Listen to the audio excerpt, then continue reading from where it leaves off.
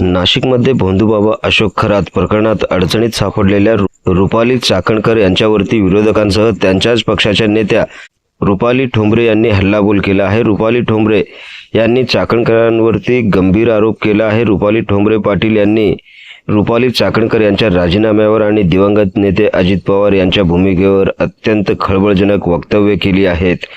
काय आहे ही बातमी सविस्तरपणे जाणून घेण्यासाठी आपण जर पहिल्यांदाच NGTV मराठी न्यूज चॅनल पाहत असाल तर नक्की सबस्क्राइब करा।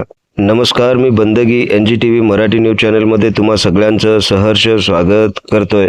रुपाली ठोंबरे यांनी म्हटले की सर्व कडू सत्य अजितदादांना माहीत होते। अजितदादांनी चाकणकर यांचा राजीनामा आधीच मागितला होता। जेव्हा अजितदादांनी चाकणकरांचा राजीनामा मागितला होता तेव्हा सुनील तटकरे यांनी तो राजीनामा थांबवला असा गंभीर आरोप देखील यावेळेस ठोंबरे यांनी केला आहे। महाराष्ट्राचे उपमुख्यमंत्री अजितदादा पवार आज आपल्यात नाहीत। जर ते असते तर त्यांनी या लोकांना छडीच्या तालावर सरळ केले असते, असे त्या संतापून म्हणाल्या। अजितदादांना त्यांच्या शेवटच्या काळात कोणी कशा प्रकारे घेरलं होतं, ते कोणामुळे वैतागले होते, या सर्व गोष्टी आपण येणाऱ्या काळात नावानिशी जाहीर करणार आहोत, असा इशारा त्यांनी यावेळेस दिला। जे दादांना जिवंत असताना करता आलं नाही ते त्यांनी वर गेल्यावर या भोंदूबाबाच्या माध्यमातून जगासमोर आणले आहे, असे त्यांनी यावेळेस म्हटले आहे। या सर्व प्रकरणाला आणि घडलेल्या घटनांना पूर्णपणे रुपाली चाकणकर मॅडम या जबाबदार आहेत, असे त्यांनी ठामपणे सांगितलं आहे। महिला आयोगाच्या अध्यक्षा राजीनामा देताना सुनेत्रा वहिनीसोबत हसतानाचा जो फोटो आला त्यावर ठोंबरे यांनी टीका केली की एक बाई म्हणून तुला जनाची नाही तर मनाची लाज वाटायला हवी होती। चाकणकर यांनी राजीनाम्यासाठी दिलेले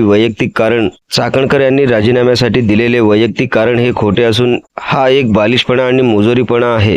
तुला हवे तर त्या भोंदूबाबाचे पाय तुझ्या नवऱ्याला लाव, आम्हाला काही देणं घेणं नाही, पण अशा महत्त्वाच्या पदावर बसून असे कृत्य करणं खरोखरच खूप लाजिरवाणी बाब आहे।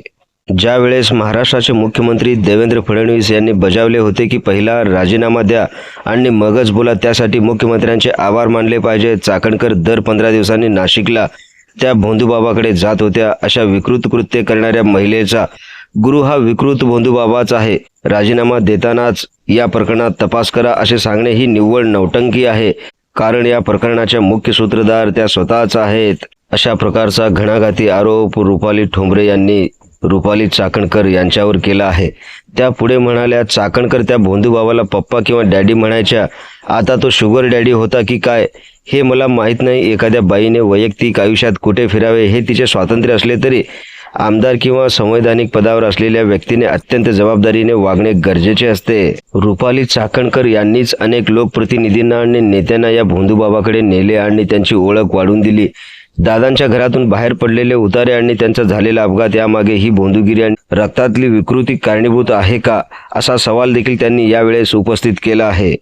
तुम्हाला काय वाटतं? रुपाली ठोंबरे यांनी रुपाली चाकणकर यांच्यावर केलेले आरोप कितपत योग्य आहेत, कितपत खरे आहेत ते आम्हाला कमेंटद्वारे सांगायला विसरू नका। तसेच NGTV मराठी न्यूज चॅनलच्या सर्व सोशल मीडिया हँडल्सना आत्ताच लाईक करा, शेअर करा, कमेंट करा, सबस्क्राईब करा। सगळ्यात महत्त्वाचं म्हणजे बेल आयकॉन बटन दाबायला विसरू नका, जेणेकरून रोखठोक बातम्या सगळ्यात आधी आपल्यापर्यंत पोहोचवल्या जातील।